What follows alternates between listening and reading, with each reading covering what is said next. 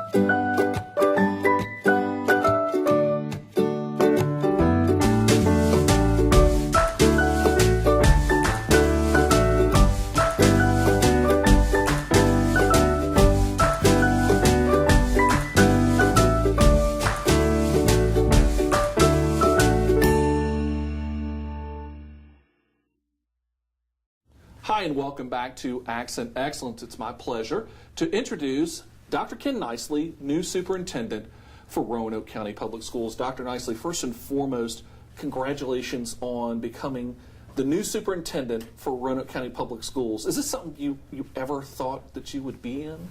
Oh, not in a million years. Of course, I started off in Roanoke County as, teaching and, when you start off doing that, that's what you want to do the best you can at that. And so, I've always focused on what's in front of me and the job that I have, and never looked down the road really to think I would be in this role now, but thrilled to be here, very excited. So actually, that's kind of where we would start. Let's kind of walk through some of your history with Roanoke County Public Schools, because you've been with the school system for 25 years. It seems probably just like yesterday that you first started down at Cave Spring High School. It does, and 1993 came in as a first-year teacher, and just really enjoyed teaching at Cave Spring High School, and loved teaching high school. Loved working with high school-age kids, but somewhere along the way I decided I wanted to get into administration, and the idea was really understanding just how important our principals are as well in terms of shaping the cultures in our school to help teachers do their job better. And so I decided to get into administration, and later became assistant principal at Hidden Valley Middle School, and then was principal there for 6 years. And then after some time as principal at Hidden Valley Middle, you made the jump up here to the central office, and you came as director of secondary instruction. I did. So that was in 2012, and it was hard to leave the school building because that we never want to lose sight of the fact that really the work that's done in our schools, in our classrooms, that's the important work of our school system. That includes everybody who works with our students, from bus drivers to nutrition workers to teachers, instructional assistants. That's really the important work that happens in our school system. So it was tough leaving that environment because with working with students directly, it brings a lot of energy. But again, I thought wanted to embrace a role in which I could work with more schools and all the schools, and then hopefully contribute and support the work that they're doing. And in that role, you worked on and started to work on something that we'll talk at length about here in a minute, but that's the strategic framework. But before we go there, you made a stop quite literally across the hall, as it were, to Director of Administration. Tell me a little bit about that. Yeah, so that was a move that I loved instruction, loved working on the teaching and learning side of things, but it was a good move for me in terms of getting that experience and seeing the broader work that's done in the school system. And it's very much like what we ask principals to do. We ask principals to be instructional leaders. You have the instructional side of things, but there is more of also the managerial side of things in terms of day-to-day operations. So the administration side allowed me to get some more experience at a district level on that side. And then the time came back over the summer. We folks who are familiar with this show, we did a very long interview with Dr. Killo, who had announced his retirement back at the end of the last school year. And the school board said, well, we're going to have Ken Nicely be the acting superintendent. What were your thoughts when the board came and said, we'd like you to be the head honcho for this school system?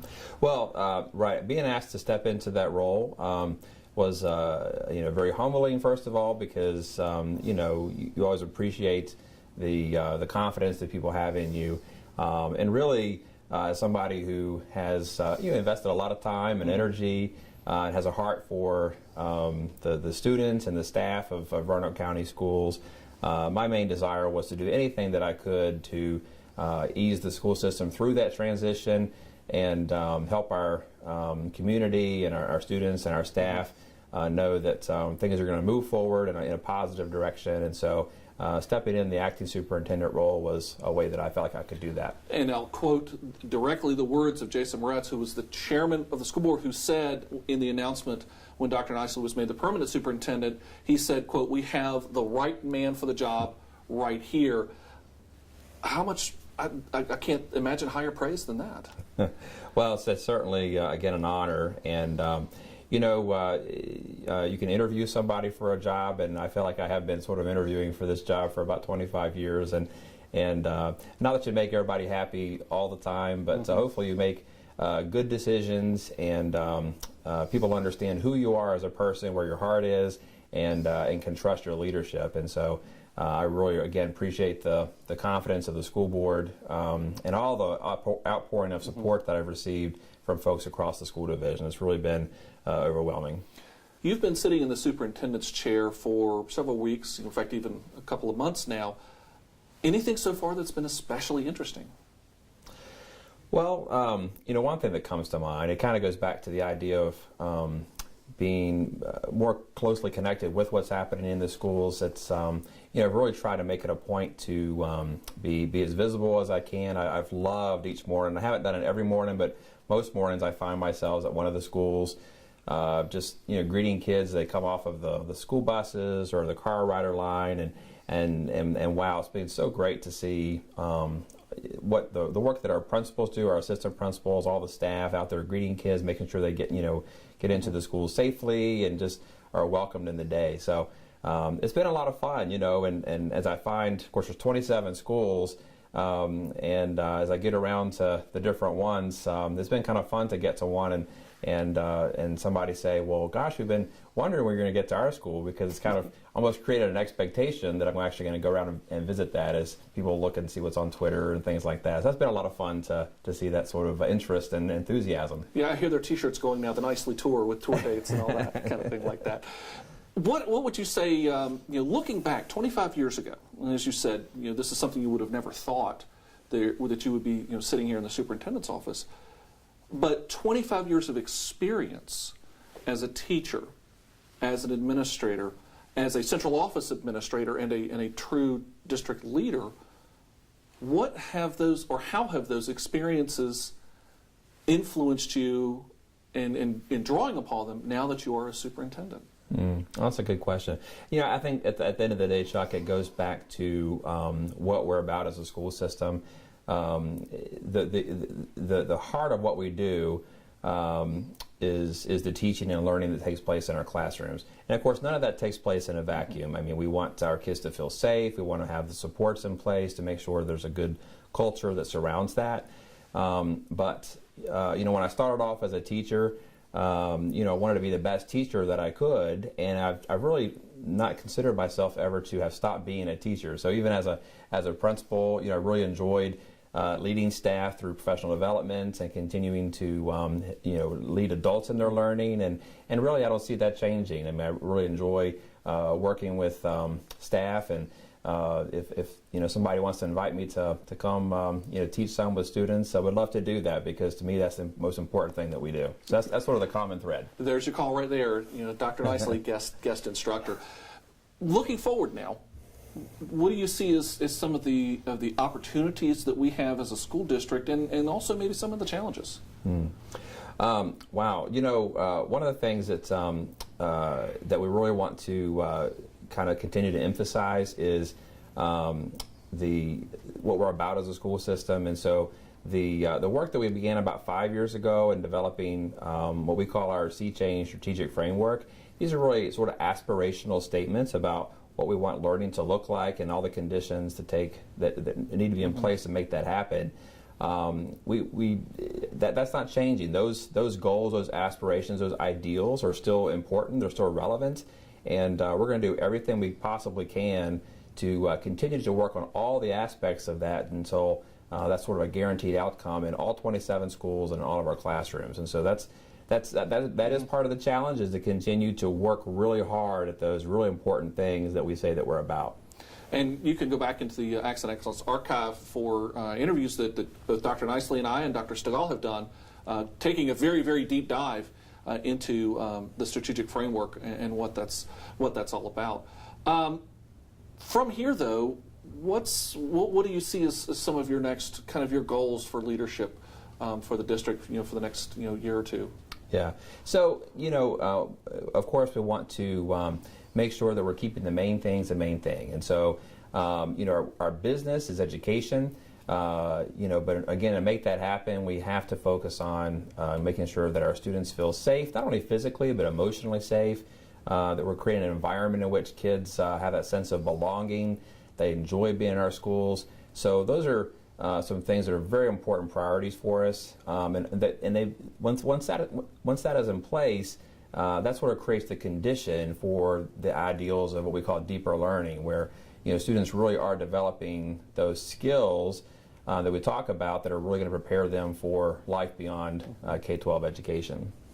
Well, it's a lot, and there's so much more that we are doing. We are constantly moving forward, as Dr. Nicely has said previously in other interviews. That we are working to be opportunity ready, and that's all about making sure our kids are ready. When that knock comes on that door, that they've got the skills to walk through. Yeah, that's it, because we want our students to be exactly that, prepared for any opportunities that come their way. We know students have to have some post secondary training, whether that's going to a 4-year school or getting some kind of certification.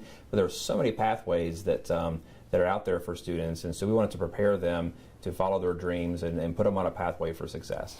And that's the important part, because we talk a lot, and we have talked repeatedly about CTE and our emphasis in the various career pathways, because we have said college is an option, and it's a good option, but it's not the only option. There are so many paths that students can take to a good career. So I think it's going to be an exciting time here, isn't it? Absolutely. Absolutely. Well, thank you so much for being with us. Again, congratulations on becoming superintendent here at Roanoke County Public Schools. We look forward to more chances to talk here on the show. And we hope that you will stay with us, because we have a lot more Accent Excellence coming up. The Roanoke County Sheriff's Office presents the Avoid Program, a personal safety class designed to help citizens with information, tips and tricks to help gain awareness of their surroundings, strategies to help plan for the unexpected, and the confidence to deal with encounters that may arise in order to enhance personal safety. The cost of the class is 10 canned goods or non-perishable items, which will be collected at the beginning of the class. Registration is on a first-come, first-served basis. For more info, call 540-283-3107. A little soap and water can go a long way. When you wash your car in a driveway, the soap, oil, and grease can flow into storm drains and pollute our rivers and streams. Always try to wash your car on the lawn. This will allow the water to soak into the ground. If you have to wash your car in a driveway, make sure the water drains onto your lawn and not a storm drain. Use a biodegradable soap. Dump your wash bucket in your sink or allow it to filter through the grass. It's easy to keep your car and our waterways clean by doing the right thing. Hi, and welcome back to Accent Excellence. We're here at Glen Cove Elementary School, and joining me is Sergeant Ori and Lieutenant Colonel Turner from the Roanoke County Sheriff's Office. And folks, we're here to talk about something that's new but not new at the same time, and that is our partnership with the Roanoke County Sheriff's Office to help keep our schools, and especially our elementary schools, safe and secure, and also kind of helping out some kids at the same time. So I think what we want to try and do is kind of start at the beginning. Lieutenant Colonel, where did all of this begin? A number of years ago, probably about 10 years ago, the Sheriff's Office, and this is before I got there, would use their civil process service to stop by some of the elementary schools and just check on the elementary schools to make sure they're safe and get a little rapport built up. In 2016, when Sheriff Eric Orange took over the office, his plans were to get deputies assigned to elementary schools. And we repurposed 2 deputies to be school resource deputies. And that began shortly after we got here in 2016, probably towards the middle of the last semester of 2016. And then we've continued that. And just recently we had a formal agreement where it's a collaboration between the Roanoke County Police Department and the school system of Roanoke County to put those 2 deputies in the elementary schools. Now, of course, you know, with 16 elementary schools, it's impossible to have a deputy at each one for any length of time every day. So they've split the schools up and they're trying to hit quite a bit. And part of that, you know, as you mentioned, you know, we have a formal agreement now, but for many years, you know, the sheriff office has been a presence in our schools, and again, especially our elementary schools. And it really has been more than just 2, though. It has been a number of personnel who have come through the schools and been a presence. Well, that still continues today. We have our 2 resource deputies. Their wives had babies recently, so they're on FMLA. But we backfilled that. We have Captain Hudson, who supervises the unit, and Sergeant Ori, who's with me today. She's been at Glen Cove quite a bit, and she also teaches the JA programs, Junior Achievement, at this school and several other schools. And we also continue to use our civil process service deputies to go in schools, and using all these people to backfill for the other 2 deputies that are still on leave. We've done over 222 security checks since school has began, and that's as 14 days worth. And it's a tremendous amount. And I guess one of the things that we want to emphasize is, and especially to parents, that if you happen to be coming to a school like here at Glen Cove and you happen to see a sheriff's deputy around, that doesn't necessarily mean there's a problem. It's actually something really going right because we're making sure that schools are safe. That's correct. We enjoy getting here early in the morning or getting here in the evenings when the kids are getting out of school. We really like it to help out there at the buses or when the cars pull up to drop kids off. We want to make a presence. We want to feel like we can develop a good relationship with both the parents and the children so the children don't grow up being afraid of police officers and know, hey, if something's going on, I can go talk to a police officer and not be afraid or be in fear. And Sergeant Ori, that's exactly kind of where I wanted to bring you into all of this conversation, because you're here, especially at Glen Cove, quite a bit, and as Commander Turner said, you guys you do a lot of JA instruction with the students, but it's much more than that. It's about getting kids to be comfortable and familiar with someone in law enforcement. Absolutely. We try to show them that we're a friendly face, that you can joke with us, you can play with us, you can confide in us. If you need help, we're here. And they see me not so much as, you know, somebody that's going to get them in trouble. They see me as a friend or a confidant. And it kind of takes away from any past history that they may have or heard about with the law enforcement. We don't have that bad aura for them. So it's been great for me because I get to bond with the children. And there's some amazing kids in Roanoke. And just being able to learn from them and I grow as well. So it's been a positive for me as well as the department, and I think for the kids in the community. Part of the key elements of having a law enforcement presence at an elementary school maybe is less on the concept of crime deterrence, but this is much more focused on crime prevention. As parents, if you're coming into our school, you may see posters around that we're encouraging the students, if they see something, hear something, to say something. Part of having the officers here, though, is helping those kids be comfortable to say something. Right. And it's, you know, you'll hear everything from them, from their day to their bad experiences to, you know, whatever. And if they have a need for a law enforcement presence, we're here, and they know that we're here to help them. And it's the positive community relation is just priceless. And Colonel Turner, that's probably one of the most important parts of law enforcement, is developing that relationship so that if there's something going on out there, the earlier that law enforcement can hear about it, the earlier they can take action, right? Yeah, that's correct. And we enjoy speaking to the kids, talking to them about everything that's going on in their lives. And sometimes we do pick up on things that happen that are not really the good things. But our main purpose is if we get in here and develop these relationships at a young age, then it's a positive move because they will carry those relationships into middle school and high school, we hope. So by doing it now early on, we're looking to create less problems in the future. And these children, if they develop good relationships with police officers and develop good attitudes, then it's just got to be a positive all the way through. And Sergeant Ori, if it's part of your work, I would imagine there has already, and again, as we're recording, the school has been underway for only about a month, they've already gotten to the point that in many respects those kids don't see the badge anymore, do they? No, they're always enamored with the badge or the gun or the handcuffs, but they see me more as a person as well. Somebody that comes and has lunch with them or helps them out, the kindergartners, if they can't get their juice packs open. They see me as a friend, and that, I think, speaks volumes because ultimately that relationship will help them in the future, hopefully. Well, we definitely appreciate the relationship that we currently have with the Sheriff's Office, but there's going to be more in the future. We're always working for more, aren't we? We are. And I don't want to take credit for everything for the Sheriff's Office. We have that working relationship with the police department, and they also have officers that will stop by the schools, the elementary schools, and check up on the children, do security checks. And I'm sure they feel the same way we do, is that positive contacts with children, not always negative contacts at that early age. So we appreciate the police department and all the cooperation we've had with them, and we want to continue that. And as a Sheriff's Office, like I said, we repurposed 2 deputies to do the school resource deputy program. And in the future, if we can extend that helpful hand a little bit more, we would be grateful and be willing to do so.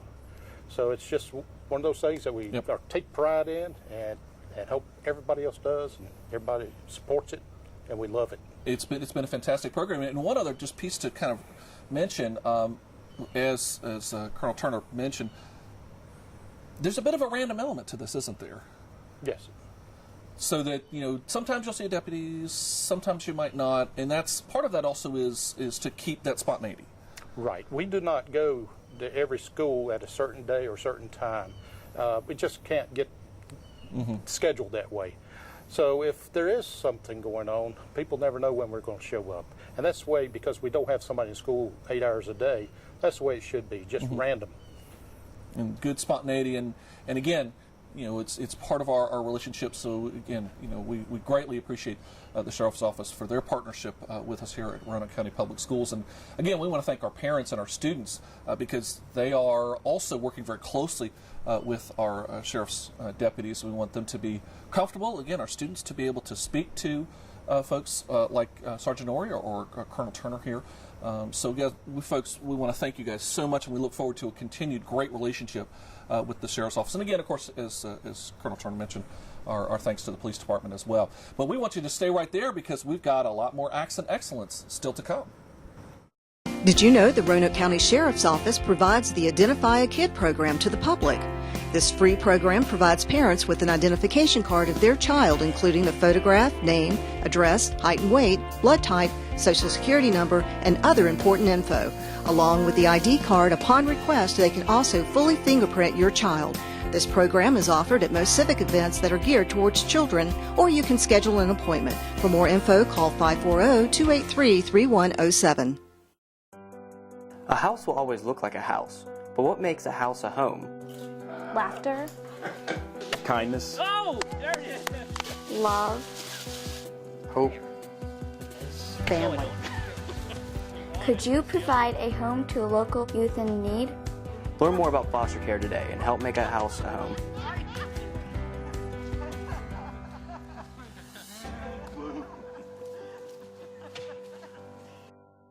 Hi, and welcome back to Accent Excellence. We're about done for this month's show, but before we go, we have a few news and notes to pass along. First, I want to remind you that we have a series of mental health seminars for parents coming up this month and also into October. You can find all the information on the Roanoke County Public Schools website. Just click on the graphic that shows mental health there. We will be holding parent meetings to talk about some serious issues dealing with mental health, including some of the signs and symptoms of mental health among teens. 1 in 5 teens either has or will develop some sort of mental health illness. Learn also more about suicide, some of the myths and some of the facts, and some of the things that you can do to help protect your children. We'll also talk about community resources and local protective factors when it comes to teen mental health. Again, these will take place at all of the middle schools in Roanoke County throughout September and October. They'll all take place in the cafeteria. All of the meetings will start at 6:30 p.m. and will go until about 8. So we strongly encourage parents to come out to this very important series of meetings. We're doing this in partnership with our friends over at the Blue Ridge Behavioral Health Care. So please come out to our series of teen mental health and wellness seminars. I also want to remind you that we are looking for bus drivers and nutrition workers. We hope that you will come join the Roanoke County Public Schools team. For more information, just go again to our website and click on the images for the bus or for our nutrition team as well. Come join our team. Part-time jobs are available, so come on out and be one of the Roanoke County Public Schools family. And speaking of nutrition, we want to remind parents out there that we are currently accepting applications for free and reduced meals. To find those applications, just go online again to the Roanoke County Public Schools website, and you can click on the link for free and reduced meals application, or you can always find the link in our quick links section. Now, teachers, have you ever had a great idea that you thought this would be a really neat, active, engaging project that could really be a great lesson in your classroom?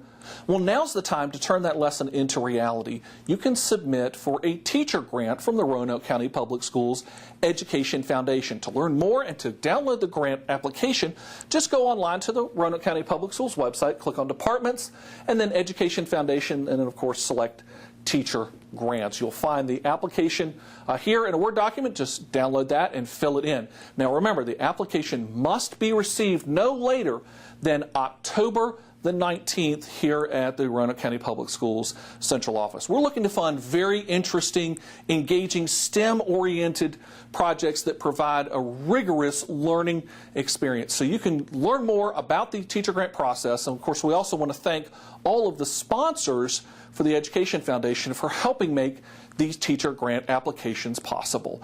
Stick around. There's more Accent Excellence still to come. If you would like to adopt a pet, did you know that you can also go to the RCACP website and their Facebook page to look at pets for adoption? It's easy to do. Simply go to their website at rcacp.org or visit their Facebook page. Both sites include information and pictures of animals waiting to be adopted. Help make a difference in the life of a pet today. Adopt from the Regional Center for Animal Care and Protection. The Roanoke County Sheriff's Office presents RAD, the Rape Aggression Defense Program. RAD is a comprehensive self-defense course only for women that begins with awareness, prevention, risk reduction, and avoidance, while progressing to the basics of hands-on defensive training. Students must attend all 4 classes to complete the course. Simulation is strictly voluntary, and students can complete the course if they choose not to volunteer, but they must be present. For more info, call 540-283-3107. Well, that'll do it for this month's edition of Accent Excellence. We want to remind teachers that the application period for the Roanoke County Public Schools Education Foundation teacher grants is still open. Application period ends in October. For more information and to submit your application, go online to the Roanoke County Public Schools website. Also, while you're online, you can learn more about Roanoke County Public Schools, and of course, remember to like us on Facebook and Twitter. I'm Chuck Lionberger. Thanks for watching, and we'll Accent Excellence next time.